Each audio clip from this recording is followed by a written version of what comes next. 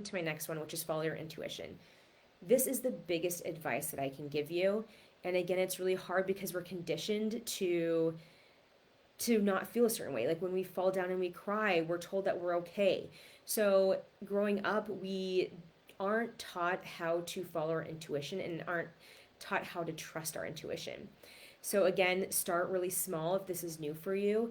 Maybe you're driving and there's two ways to get to your house and you ask your intuition, should I go right or left? And and you just follow your gut instinct, whatever you feel. Like little things like that are opening up your intuition. Getting into feminine energy, getting into intuition, it takes work. It's like a muscle if it's not second nature to you.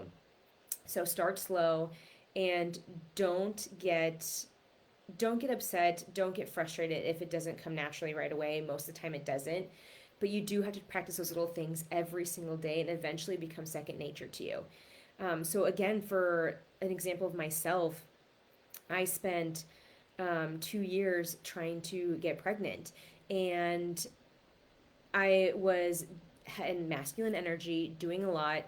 And for my business, I was actually learning more about, and this is how I started my business, this manifesting mommyhood business, second business, is I was learning how to have a business mindset, how to have a successful millionaire mindset, how to get into manifestation. And so it just clicked one day. I was like, I've been doing this for my business, but I haven't been doing this for me. Like, I haven't been following my intuition at all. I've just been blindly following advice from different doctors. And it was crazy too. And my body was trying to tell me. I was, I broke out in eczema for a long time and I couldn't figure out why.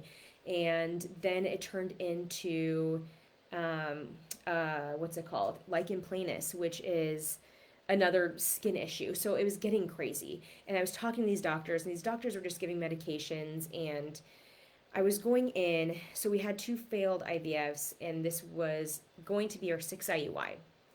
And something just told me, I was like, you need to stop doing it all. And that was the first time I followed my intuition, and that was what led me on the path of completely overhauling my life. I changed everything in my business. I changed my lifestyle. I stopped going to bed super late, not getting any sleep. I started becoming a nicer human to my current son and to my husband and myself. I took a lot of time to reflect on the weeds that I need to pull off on myself. There were lots of miscarriages that I needed to work through, a lot of PTSD with the birth of my first son that I didn't work through. And that all came to me when I started following my intuition. So again, it's asking yourself every day, and you will get an answer. You might not hear it right away, but keep asking yourself and just trusting the answer. And sometimes you might think that you're making the answer up, but you're not. It's really your higher self, your subconscious telling you what the next step is. So I listened to that step. I listened to that intuition. I canceled the last IUI with my doctor. I went and found somebody like a naturopath, got rid of my dermatologist, and I overhauled my life. I overhauled, again, like I told you, everything lifestyle wise, and then again, food wise as well. And that completely changed my life and cleared out all the gunk that I needed to, started manifesting. And then once we came back and started the process again a year later. So 2 years trying to get pregnant unsuccessfully.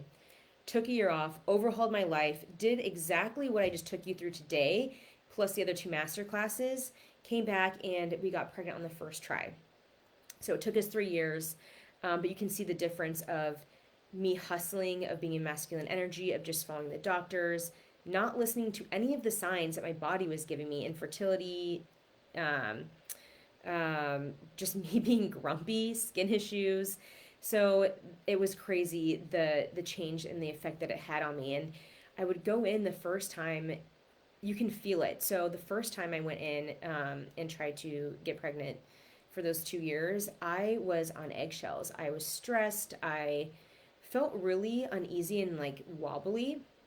And when I went in for the last time, the time that where we got pregnant was on the first try, it was a grounding effect. Like I felt very grounded and I was into that trust mode. Like I was fully accepting that I loved my life now. I loved where I was at.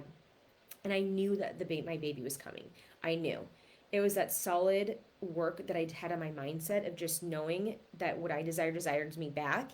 And that no matter what happened, if it was the first try or the 20th try, it would happen and it was coming.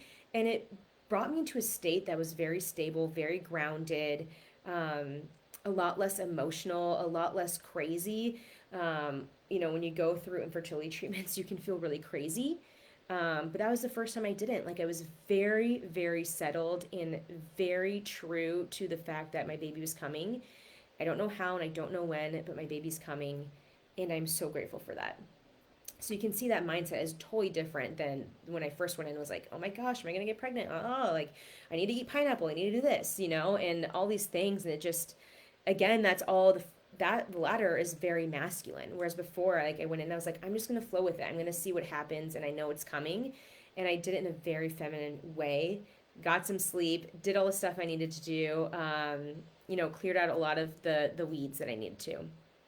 So, um, that is really those 7 steps. Let me go over those really quickly. I'm just going to bold them. So get clear on what you want without begging and starting to declare, letting go of the how of the when and going into trust mode, trusting that it's happening, being thankful for what you have right now, creating a life that you love right now, um, loving yourself, working on your self love, your self worth, slowing down, getting into that feminine energy that we just talked about, following your intuition. Again, the best advice, the biggest advice I could ever give you with manifesting a baby.